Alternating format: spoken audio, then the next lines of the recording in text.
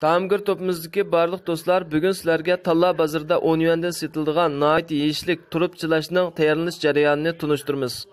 Buning ketadigan asosiy materiallardan oq turib 1 yoki 2, quritilmagan sho'mila, samsoq, tuz, shakar, achchiq suv, shonchoujanyu qatorliq materiallar ketadi.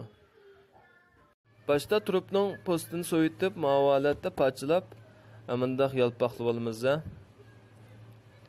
Turupni yalpoq shaklda to'g'rab bo'lgandan keyin muvofiq miqdorda tuz silib, buning suyini chiqarib o'tamiz.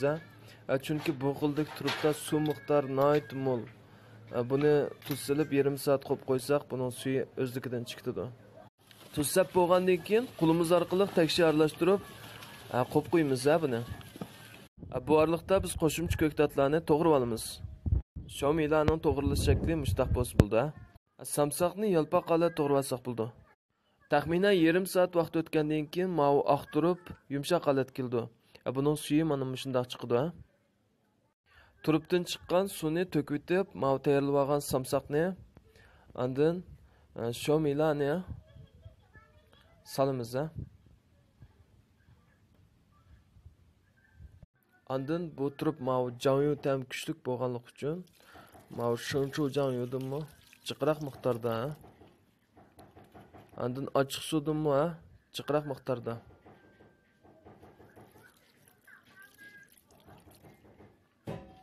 Shakardimi buningda tatliqdanmi bak cho'ng rol o'ynaydi. Shakardimi chiqroq miqdorda solamiz. Barliq tam tangshigishlarni sap bo'lgandan keyin qo'limiz orqali tekshir aralashtiramiz.